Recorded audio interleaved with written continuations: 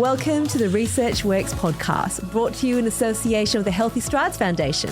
Your hosts are Dr. Dana Poole and Dr. Ashley Thornton, and we're here at the AusACPDM conference in Cairns, Australia, to interview world-leading researchers, clinicians, and people with lived experience to support your practice in being more evidence-based. Welcome back to the AusACPDM Research Works desk. I did well there. Hello, Dana. Good. Hello again. And hello, Professor of Occupational Therapy at ACU, Laura Miller. Hello. Thanks for having me. Thank you for coming back. You joined us in, I think, the second season of the podcast in long form, and now we're all here together in person. At the conference, which is very exciting. Exciting to see people face to face. Since Perth in 2020 when we all had to rush home. Yes, I do think of that frequently, what that felt like. 2020 was quite traumatic for people, wasn't it? Yeah, it was the last event. And people got on the plane and we didn't see each other for a very long time. For many years. Yes. So it's been a wonderful reunion. It has been, hasn't it? No, it's been lovely. And last time we spoke with you, we were talking about ENVISAGE-Families, and we've been seeing that roll out everywhere, really. I feel like I see it everywhere, which is fantastic. And so now we're going to talk about the next stage. There's so many stages with this, and I know that there's been so much collaboration that's been happening across many continents, it seems. But can you sort of tell us a bit about where things are up to at the moment, and we'll get into the work that you are presenting at this conference for? Oh, wonderful. Thank you. Yes, ENVISAGE stands for Enabling Visions and Growing Expectations. So lots of people wonder where we came up with the name for ENVISAGE, but it really is about empowering caregivers raising children with developmental worries or concerns or disabilities to take a strengths-based, future-focused approach to their child and family. And really by participating in ENVISAGE, we want families to feel confident and competent in parenting their children. We want to be connecting families to evidence-based resources and tools, and connecting them to a network of amazing service providers, but also peers who have shared experiences with them that can provide them with support and that really important sense of connection and belonging that families really thrive with when they're raising children with developmental concerns. Gosh, that's so... It's just so vital. I feel like we've been talking a lot lately. We've moved very far, actually. You know, in the olden days, we'd be talking a lot about just motor milestones and hitting the milestones, and the assessments were very... it did not zoom out to look at the whole family unit. And there was such a focus on that. And then now we just have amazing resources that are available to support families. And this isn't just for children with cerebral palsy, is it? No, not at all. So it's families who are in a caregiving role to any child with a developmental concern or worry. So the program, the ENVISAGE-Families and our ENVISAGE First Peoples program is funded across Australia. It's fully funded, free of charge to any caregiver. And you don't require a diagnosis. You don't need to be in the NDIS. You can just self-refer. You don't need to be connected into services. It's really available to anyone and everyone in Australia, including people who are not permanent residents. So it really opens the opportunity to all people who might need support and connection to be able to participate in the program.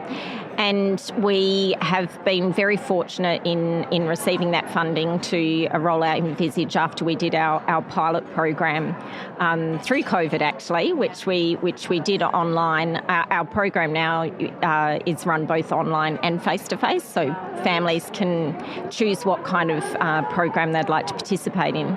But when we did those initial studies, the pilot studies, we were really encouraged to see that the improvements that we saw in family parent-reported sense of empowerment, parenting confidence, family functioning, well-being, and those benefits that we saw immediately after the program were also then maintained at 3, 6 and 12 months after the program, which is really good to see that those benefits that parents report actually continue on into the future. And we also ran a qualitative study alongside all of our quantitative data collection. And I think that tells a really powerful story, because that's really where parents have talked about what ENVISAGE has done, how it's changed the way that they think and feel and talk about their child with a disability, but also how they think about themselves, and really connecting back to that they are doing a good job, that they know their child best, that they're a really important, vital part of the team, and that their voice matters, and that there's this beautiful future for their child and family that enables them to think about all of the strengths of their children, about all of the things that they like to do with their family, with their friends, at school, in the community, and how that's changed over time for them, that actually 12 months after participating in the program, they're still actually thinking about and applying some of the things that they learnt in the program or thought on the program, but could actually then use, many, many months down the track. Wow. I think that really speaks to how authentic the co-design process was that you and the team went through as part of developing ENVISAGE, right? Like that, I've heard, yourself and Christine Imms and people involved with ENVISAGE say, this is a program developed by families for families, and I think those results just really speak for themselves, don't they? Absolutely. I sincerely think that the power in ENVISAGE is that families spoke to us very early on about what they needed and what supports they needed and how they needed it, when they needed it and why they needed it. And then we went through that very extensive co-design period over a period of years. It wasn't a tokenistic once-off consultation. It was an iterative process of co-design, and we're very committed to now, even in the large-scale implementation of ENVISAGE across Australia, we are constantly seeking feedback and going back through that process of co-design to constantly improve the program, to embed that feedback into the next version of the program. And one of the really important things has been about ensuring that the program's culturally safe for our Aboriginal and Torres Strait Islander families. Yeah. And we have co-designed our ENVISAGE First Peoples program as well with Aboriginal and Torres Strait Islander families, and that program is a standalone program. But we've learnt so much in that process of co-design that we've been able to then embed into our families program. And that's been a really important and vital step to the next part of the program. So, I love that because there's so much emphasis on co-design here. It's so vital, really, because when you think about the fact that, yes, there was a bit of data collection that happened during COVID, we didn't see that coming, yet moving on to doing telehealth became such a big thing. We actually need to keep making sure we're moving along with whatever is the way of communication, I suppose, and the way of access, and that changes constantly, isn't it? So to keep this really relevant for people, you do need to keep the process moving, and I imagine that has its challenges as well, that to keep reviewing that as well. But hopefully, with the foundations already set, it's not like it's a big pivot to move in a different direction if it needed to go in a different direction.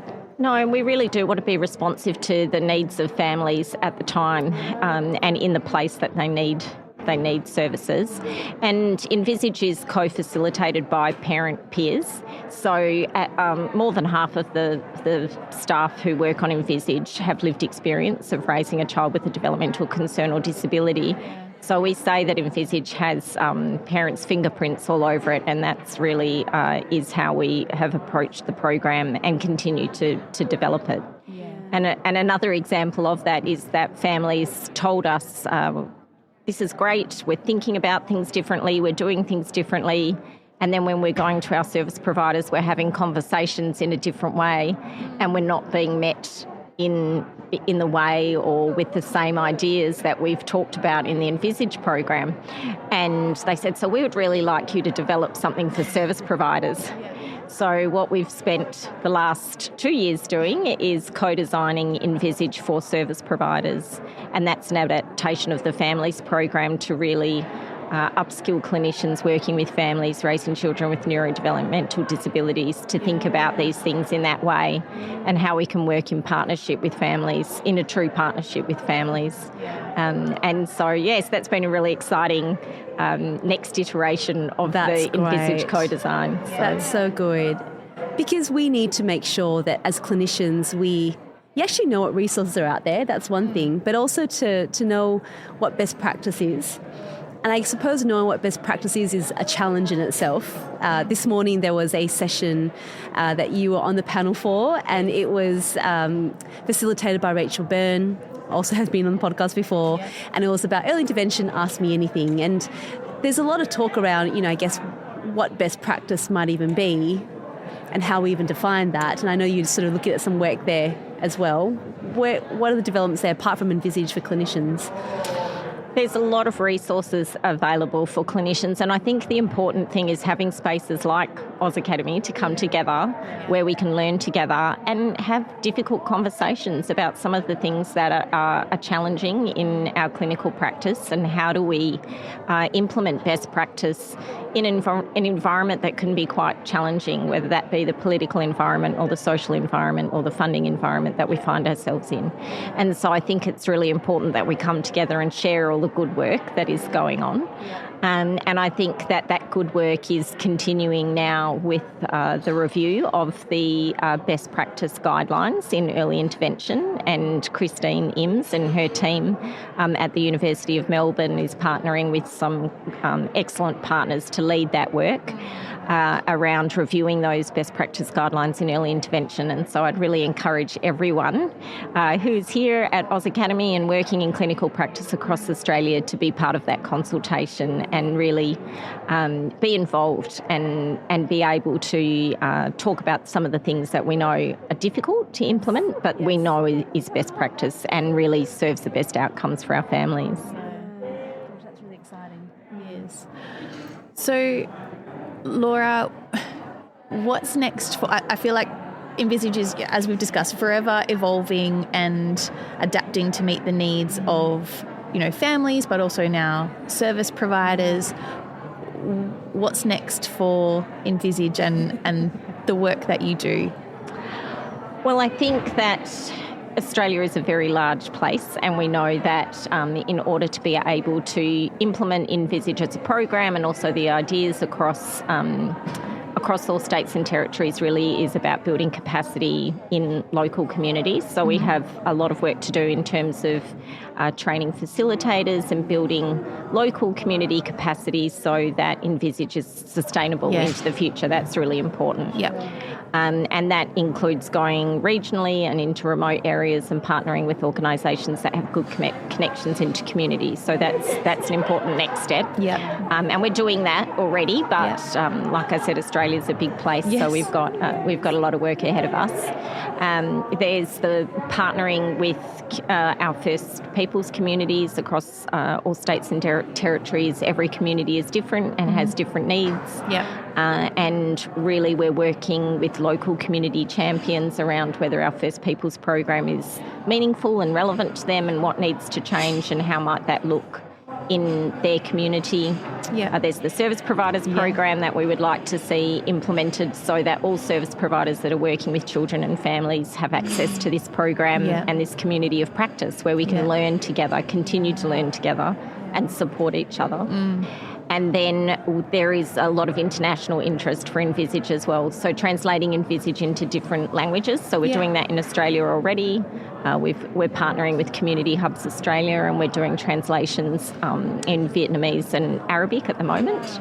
But also we have partnerships in Croatia and Denmark, and lots of interest globally around what Envisage might look like in different cultures and diverse languages. So that's another piece. So brilliant. It's just so brilliant. Lots to keep you busy. And there's lots of things. We've had great conversations as part of this conference around empowering young adults with disabilities and Envisage for for young adults and what that might look like, and envisage for kids and what might that look like, and envisage in early education. And so there's a lot of opportunities, and I'm really keen to hear from people that are aligned with the envisage values, because I think there's a lot of good work that we can all do together. And I think that, you know, that all comes about because you have such clarity on what the key ingredients of Envisage are, and, you know, how that is important to families, and so you can be adaptable and flexible with the implementation of a program like that when you are so confident in, you know, what it is that you're trying to achieve. So congratulations. Yeah. Gosh, amazing. That was just inspiring to hear you talk about all of that. Absolutely wonderful. So congratulations, body of work. Thank you for spending time with us here today at the conference. It's a jam-packed conference, so thank you for spending time with us. Yeah, absolutely amazing. So to everyone else, I hope you enjoyed that as much as we did, but there's still plenty more to come. So we'll talk to you all again really soon. Bye. Bye.